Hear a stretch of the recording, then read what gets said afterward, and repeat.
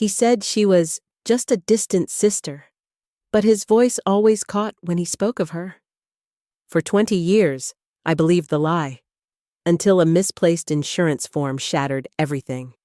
If this story moved you, press the like button and hit subscribe, because sometimes the truth deserves to be heard loud and clear. My name is Evelyn Monroe. I'm 62 years old. For most of my life, I've worn many titles: teacher, wife, mother, co-owner of a thriving logistics firm. But the one that shaped my days the most was wife. David and I built everything together: a home, a business, a future. And after our second child left for college, I stepped back from the company to tend to our life behind the scenes: the family, the garden, the birthdays, the holidays. I was happy, or at least content. I never needed much, just honesty, stability. A man who kept his promises. David was a charming man, always had been. Even now, his silver hair made him look distinguished. He spoke softly, moved deliberately. People respected him, trusted him. So did I. Until I found out he had been supporting another woman for 20 years. It started on a Thursday afternoon, the kind of day that drifts without meaning when you've retired, and every morning tastes like yesterday. I had just returned from my garden club's autumn tea, and the mailbox was overflowing with catalogs, junk, and a few stray bills. Among them was a thick envelope from our joint insurance provider, addressed to my husband, David. We had been married 38 years, business partners for 25. I handled the books in the early years, but after the children moved out, I chose the home, the slow life. But I was still listed on every account, my name beside his. Equal. That envelope wasn't meant for me, not really, but I opened it anyway. Old habit. The policy summary was routine until I noticed an addendum, a recent claim. A hospital visit under a dependent's name I didn't recognize. Claudia Monroe, the last name. Monroe, David's surname. I stood at the kitchen counter, rereading the details: date of birth, address, procedure code. The address was unfamiliar, somewhere in West Haven, and the date of birth made Claudia 29. He never mentioned a Claudia, not once. My thoughts spun, but my hands were steady. I placed the letter in my apron pocket just as David walked through the door. "Evening, Evie," he said, setting his briefcase down. "How was the garden ladies' tea?" I smiled gently. "Lovely. We're planning a winter seed swap." He chuckled, loosening his tie. "Only you could make winter exciting." That used to make me blush. Now I just looked at him, really looked at him, the tired lines around his eyes, the small lipstick smudge on his shirt collar. "You're home early?" I said casually. "Canceled flight," he replied. "Boston's getting hit with a storm." I nodded. "Lucky us." He poured himself a scotch, turned on the evening news, and made small talk about our son's upcoming visit. I watched him, thinking of Claudia. That night, I couldn't sleep. I lay there next to him, the man I thought I knew. My mind churned through memories, the business trips, the late-night calls he took outside, the sudden generosity to causes he refused to name. For 20 years, I believed I was his partner in everything. But I realized something chilling. There was another life. A woman with our name. A younger woman. Hidden. I reached for my phone in the dark, my fingers trembling only slightly. I opened our shared calendar app, the one I hadn't used in years. David had a trip scheduled this weekend. Quarterly supplier review, Boston. I tapped open my messages. Typed, "I want to meet your sister." Pressed send. The next morning, David left early. He said he had meetings all day in Stamford and might stay overnight. I smiled, nodded, packed him a small thermos of tea, a ritual that had once meant love, now tinged with performance. As soon as his car disappeared down the road, I moved. I pulled the file I had started, the one I quietly labeled Answers. Claudia's address was right there from the insurance paperwork. Carlin Street, West Haven? 45 minutes away. Not a town we frequented. Not near any supplier. Not near anything we were ever connected to. I didn't call a friend. I didn't talk myself out of it. I simply got in the car and drove. Carlin Street was quiet, tree-lined, middle class, not flashy. The kind of place a young family might grow roots. Number 117 was a 2-story white craftsman house with a small porch. Flower boxes with marigolds. A pink scooter parked near the steps. It looked ordinary. I parked 2 houses down, behind a thick tree. My heart thudded like I was a teenager spying on a date. I sat there in silence for 20 minutes, wondering what I was doing. And then I saw him. David. He pulled into the driveway. Casual, confident, familiar. He stepped out of the car with a grocery bag and walked up to the porch, like it was his home. The front door opened before he knocked. A woman stepped out, younger than me. Long hair, dark and straight, comfortable in yoga pants and a sweater. She smiled, touched his arm, and he leaned in. He kissed her, not a brother's kiss, not distant, not polite, an intimate kiss. Then a little girl, maybe 7, ran out, giggling, and flung herself into his arms. "Daddy!" He laughed, picked her up, spun her. The woman laughed with them. I felt the world shift beneath me. Claudia, the sister? She wasn't his sister. She was part of a life I never knew.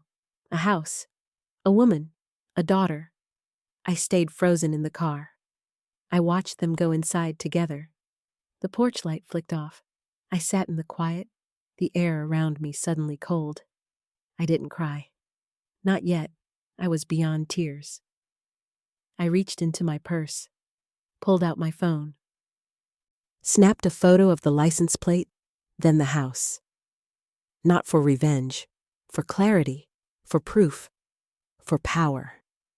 Then I drove home, hands steady on the wheel, heartbroken but determined. I didn't go home right away.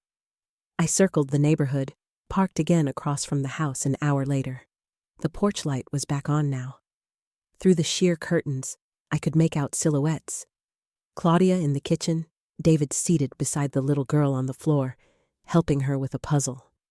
He looked relaxed, at peace, like he belonged. It was a life I had never been a part of. A life he'd kept sealed off for over a decade. My hands clenched the steering wheel. I felt no rage, not yet, just something heavier. The weight of 38 years unraveling thread by thread. My phone buzzed, a text from David. "Long day. Going to crash at the Hilton near the suppliers. Love you." I stared at the message. Love you. The audacity of it almost made me laugh. Almost. I waited until the lights inside dimmed. Then I stepped out of my car and approached the house like a ghost. Quiet, calculated. There was a window near the porch that looked into the hallway.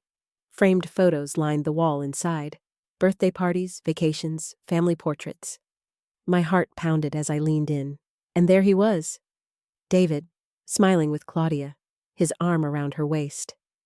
David, holding a toddler. David, wearing a t-shirt that read, "Girl Dad," a series of Christmas photos, one with matching pajamas. One on a beach. The same week he had told me he was attending a logistics conference in Chicago.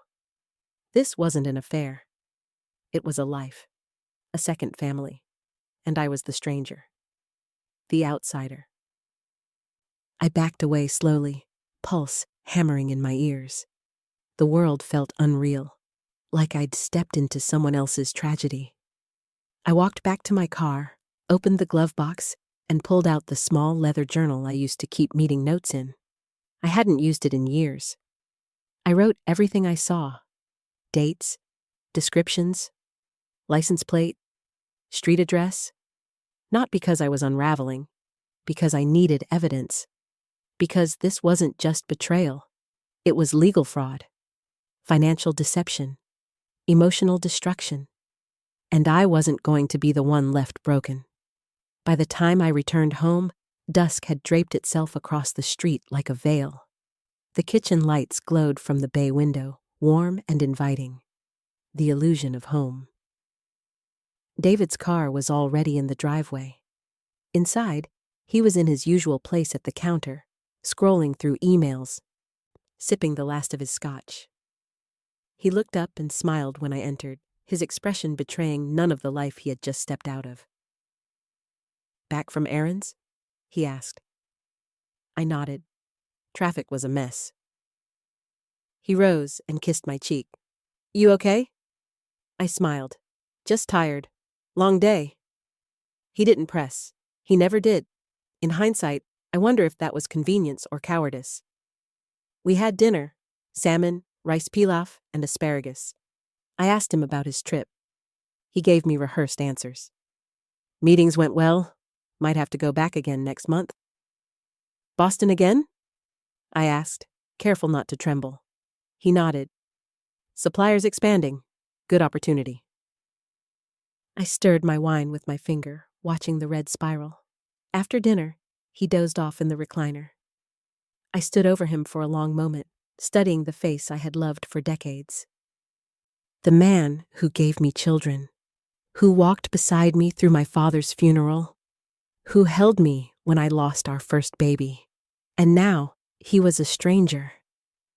That night, in my studio room, the one I used to call my quiet space, I made a list. I wrote everything I needed. 1. Full name, Claudia, confirm spelling. 2. Child's name, unknown. 3. Photos, already taken. 4. Financial trail, start with joint accounts. I didn't need accusations. I needed documentation. The next morning, after David left, I called a number I never thought I'd need, a private investigator. Referred by an old friend from our women's finance circle. Discreet, fast, effective. I met him in a coffee shop near the harbor. Told him everything I knew. "Are you looking for legal leverage or emotional clarity?" he asked, professional but direct.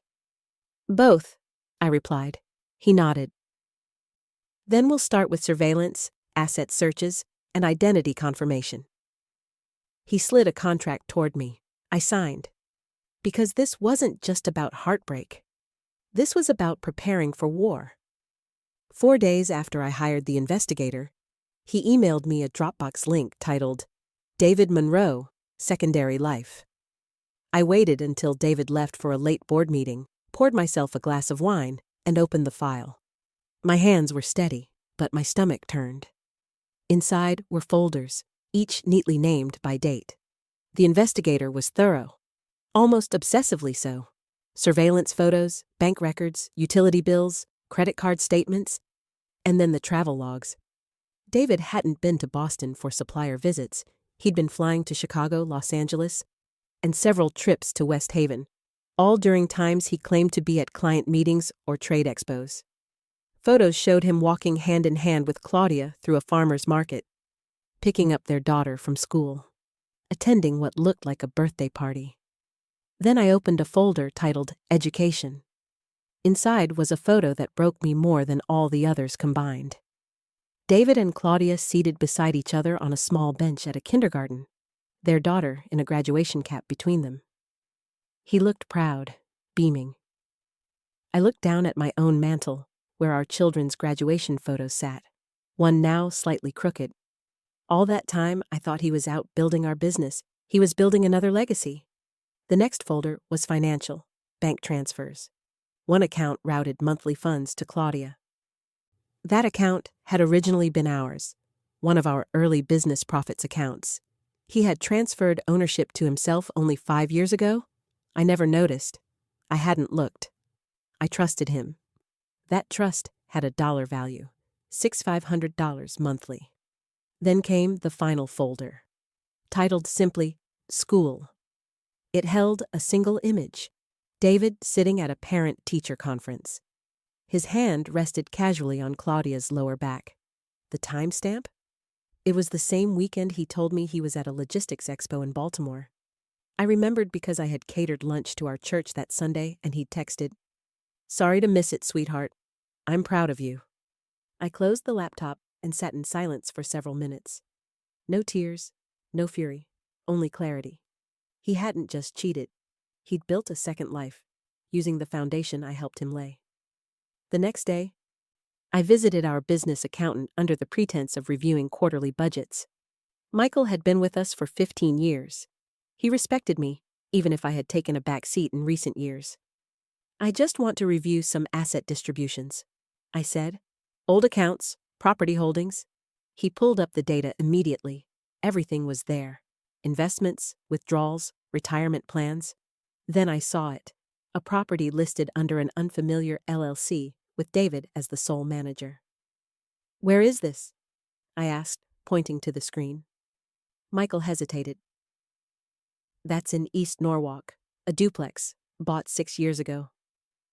6 years ago, right after David convinced me to move our personal assets into fewer accounts for simplicity. Thank you, Michael, I said, with a smile that didn't reach my eyes. That night, I made a decision. No more passive discovery. No more watching from behind curtains. I would confront Claudia. The next day, I drove to the house on Carlin Street. This time, I wore no disguise of distance. I parked right in front, walked up to the door, and rang the bell. She answered in seconds, as if she had seen me coming. We stood face to face. I took a breath. I'm Evelyn Monroe, David's wife. There was a pause, long and still. Then she opened the door wider. Come in. The living room smelled like lavender and coffee. Children's books lay scattered near the couch. A photo on the mantel. David, holding their daughter on his shoulders, stared back at me. I guess you figured it all out, Claudia said softly. I nodded. I need to hear it from you. Her eyes didn't flinch. 10 years, maybe longer if you count the time he was deciding. He said he'd leave you. Said you were fragile, that the business stressed you out. I let that hang in the air, my silence louder than her confession. She went on. I didn't mean to fall in love with him, but once I did, I thought I could be his piece. I looked around the house. It's nice. Paid for, I imagine? She nodded. Yes. With my help, I said. Every dollar from that company had my name on it once. I stood. I'm not here to fight you, Claudia, but I'm not walking away empty-handed. This ends. On my terms. She looked at me, a woman much younger, but visibly shaken. I understand, she said. I walked out the door without another word. The cool autumn air met my face like a baptism. The war had begun. The morning after I confronted Claudia, I found myself replaying every word she said. The casual cruelty of it, the conviction. The way she believed she had built something real with a man who was still tethered to me. I needed one more encounter. Not an ambush, a conversation. I texted her from a number he didn't know I still used. Meet me. Just us. Neutral ground. No drama. She agreed. We chose a small cafe outside of town. Quiet. Tucked in a corner bookstore. When I walked in, she was already there, seated in the back, fidgeting with a paper napkin. She looked younger than I remembered from the house. Or maybe I just looked older. She stood to greet me, but I didn't offer a handshake. Thank you for coming, I said, sliding into the booth. She nodded, hesitant. I didn't think you'd want to see me again. I don't, I said plainly, but I need closure. She tilted her head. You want answers? No, I replied. I already have answers. I want to understand your version, so I know what kind of man I'm really dealing with. That stunned her for a moment. She sipped her coffee, then set it down. He told me he was in love with me, that your marriage was more of a business arrangement. He said you'd drifted years ago. I swallowed the insult with grace. I gave him space. I said. Trusted his silence. That was my flaw. She looked down. I believed him. I thought I was the second chapter of his life. No, I said gently. You were a footnote in mine. Her eyes met mine. There was no hate, just a slow realization that she hadn't won anything. She had been part of a performance, same as me, only with fewer curtains. I should have asked more questions, she whispered. You still can? I said. Ask them to your lawyer. She tensed. I pulled out a folder and slid it across the table. Bank records, property deeds, surveillance photos. Everything you think he gave you came from me. She flipped through the pages, her face draining of color. He told me this was his money, his success. No, I said. It was ours, and you were the bonus prize. She folded the folder shut. What do you want? Nothing from you, I said. But when this is over, stay out of my life. Tell your daughter the truth or don't. That's your choice. But I'm done being silent. Claudia nodded slowly. So, you found us? Yes, I said, and I'm not walking away. David came home 2 hours after my meeting with Claudia.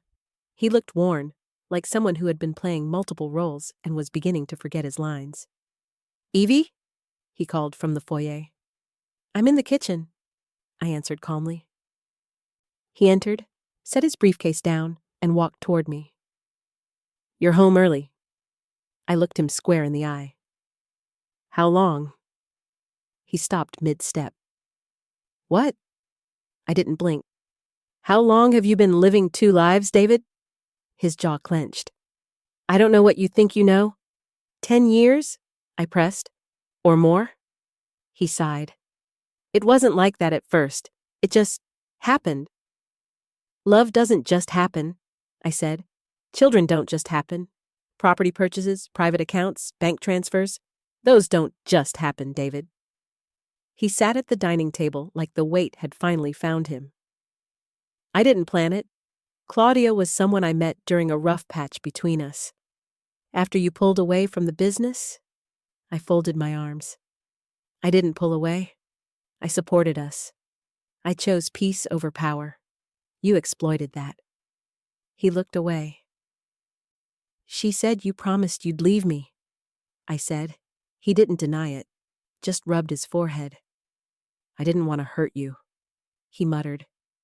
You didn't want to lose control, I corrected. Silence settled like dust in the room. What now? He finally asked.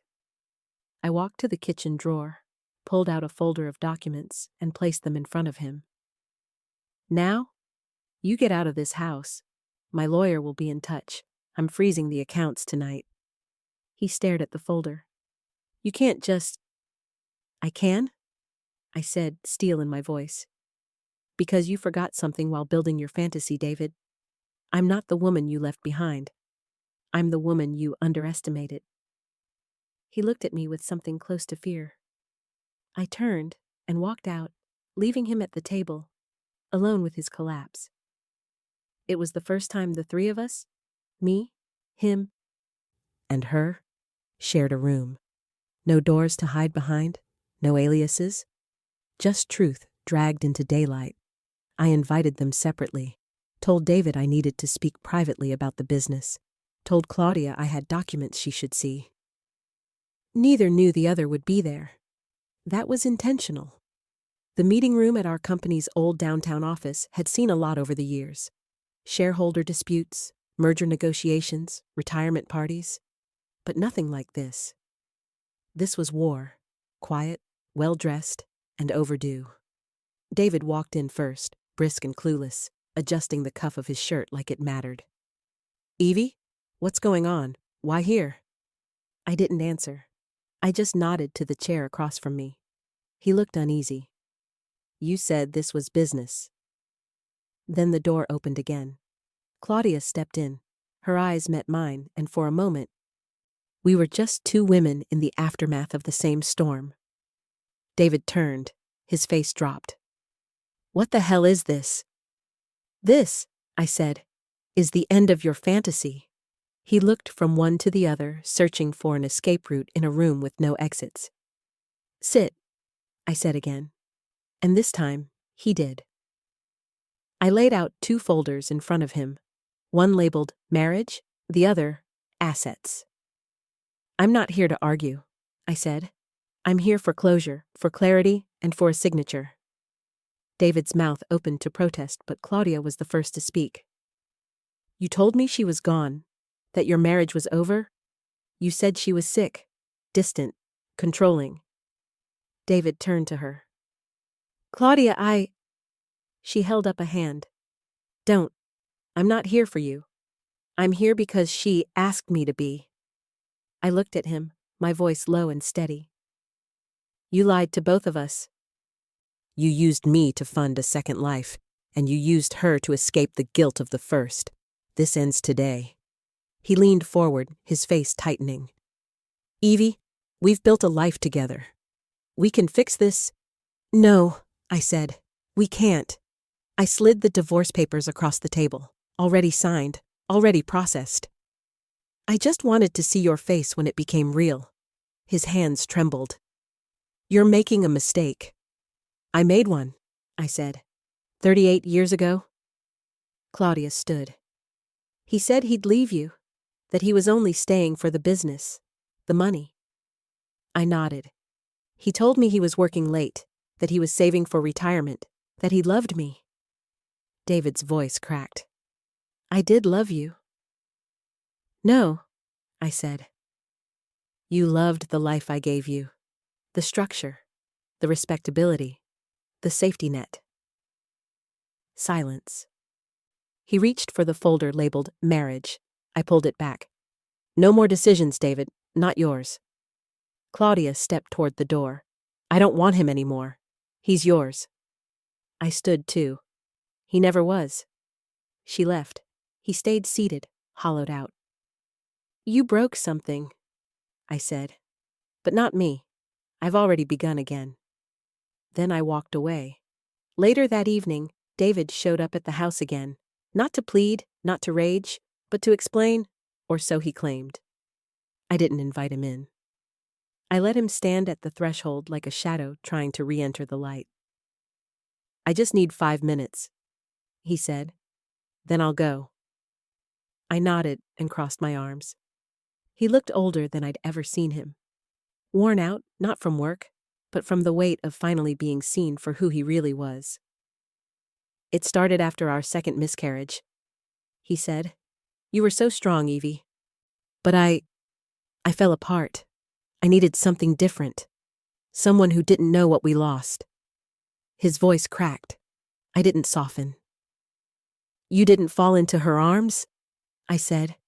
You walked into them, year after year, flight after flight, lie after lie. He nodded slowly. I told myself I was balancing 2 truths, that loving her didn't mean I stopped loving you. That's not how love works, I said. It isn't a portfolio you diversify. He glanced toward the living room. The photos still hung there. Our children, our wedding, his younger self.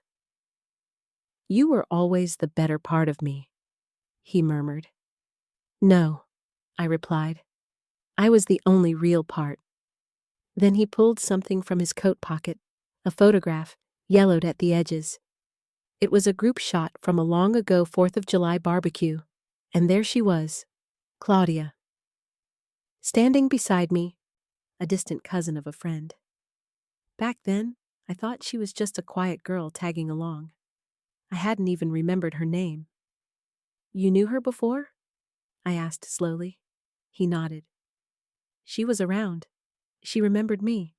I didn't think anything of it until we ran into each other years later.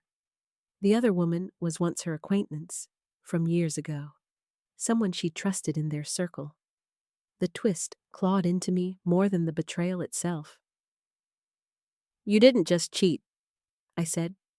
You recruited someone who once stood in my home, ate at my table. He had no answer. She knew me.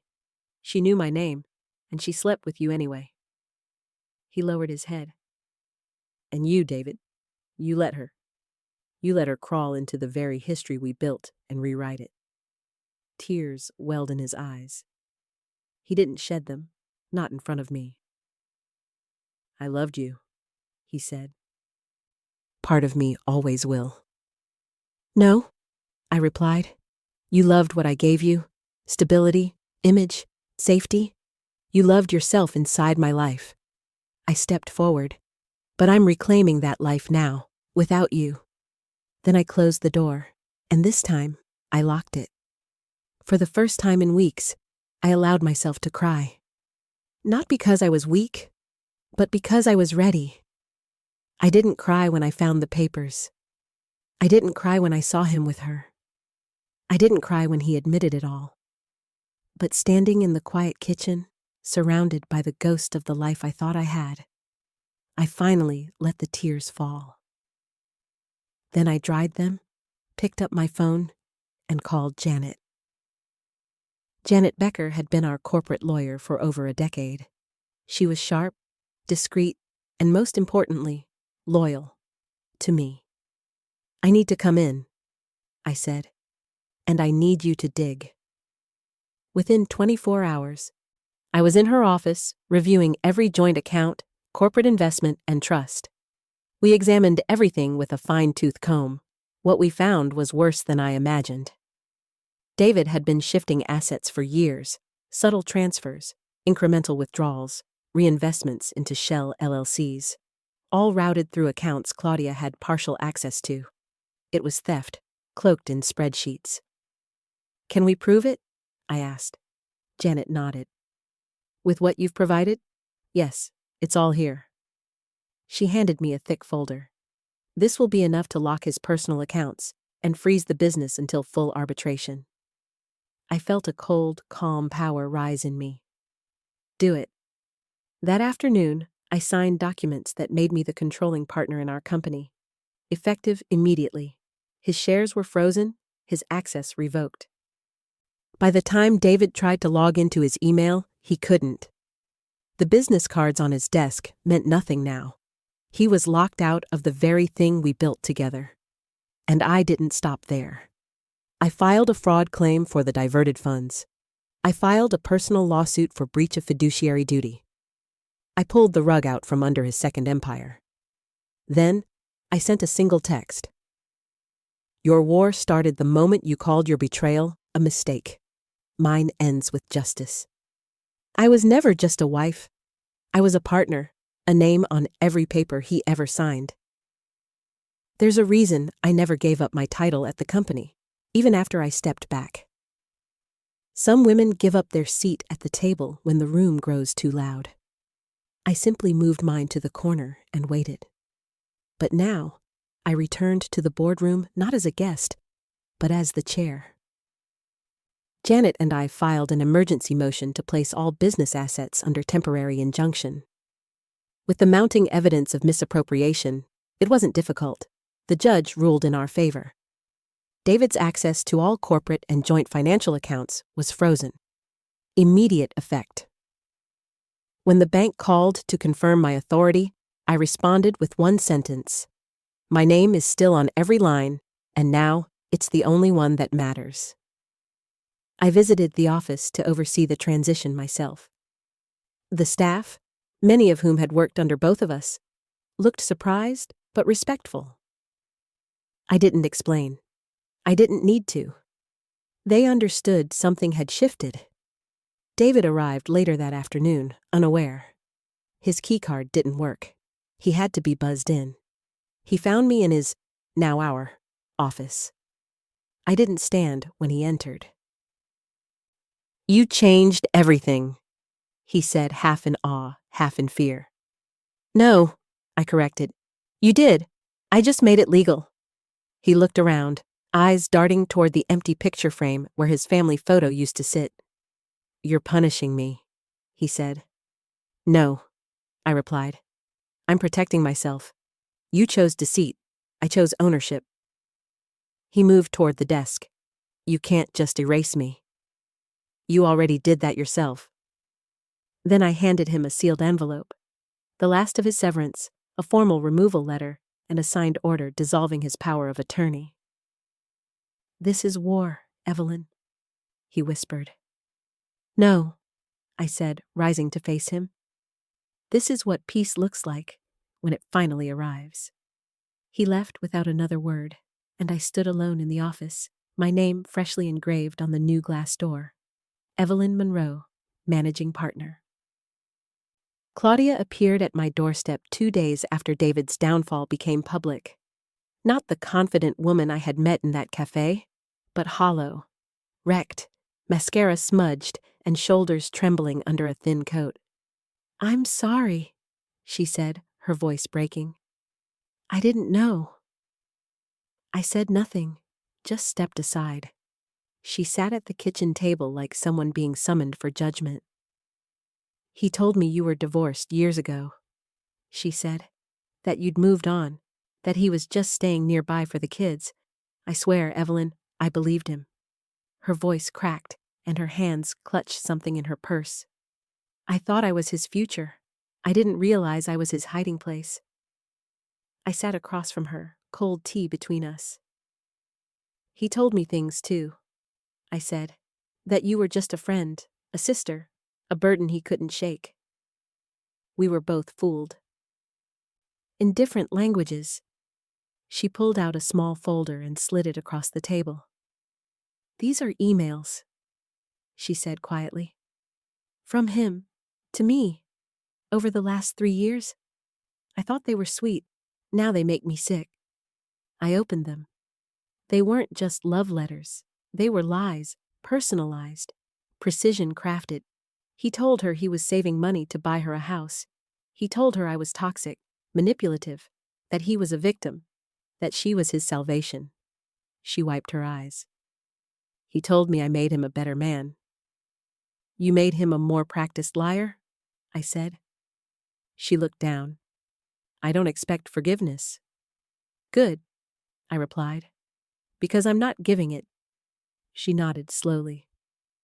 "I just wanted you to see what he said when you weren't looking. Maybe it will help you? Finish it." I folded the emails and placed them in my legal file. "It will." She stood to leave, then turned back. "I loved someone who didn't exist." I met her eyes, calm but unsparing. "So did I." The storm didn't come all at once. It came in waves. First, the bank froze his personal accounts. Then the business network revoked his credentials. Next, the corporate board issued an internal memo naming me as the sole executive authority. David Monroe was officially cut off from everything he had once controlled, bled dry by the very structure he thought he had mastered. The house in East Norwalk? Gone. Legally reassigned due to its purchase with commingled funds. The child's private school tuition? Unpaid and unrecoverable. Claudia moved out within a week. Everything he built with lies, burned. He sent one last message, a single line. "You'll regret this." I stared at it for a long time. Not because I feared it, but because it confirmed something I already knew. He never loved me. Not really. Not in a way that builds, forgives, or protects. He loved dominance, convenience, the idea of me, and when I took that idea away, when I chose truth over silence, he crumbled. I didn't respond. Instead, I forwarded the message to Janet. "Add this to the file." He tried calling twice after that. I blocked him. He sent an email through his lawyer. I forwarded it to mine. It was over, and he knew it. He would never recover from what he lost. But I would, because what I lost wasn't a man. It was a delusion. The divorce was finalized in a sterile courtroom with no drama, just signatures, silence, and the sound of paper sealing fate. I stepped out into the October air, crisp and sharp. A kind of clarity I hadn't felt in years. And there he was, standing just across the steps, looking thinner, paler, smaller. He didn't speak, just stared, like a man watching a train vanish that he never believed would leave without him. I met his gaze. No anger, no pity, just a deep, final knowing. I would never carry his burden again. He opened his mouth, but I turned before he could speak. His voice no longer had a place in my life. I walked down those courthouse steps with the same grace I used to walk down wedding aisles, PTA meetings, investor conferences. Except this time, I walked for me. I had no plan beyond that moment, no big speech, no desire for revenge. I only knew one thing. I had survived something I never saw coming, and reclaimed everything I thought I'd lost. That night, I opened a bottle of wine I'd been saving for nothing in particular.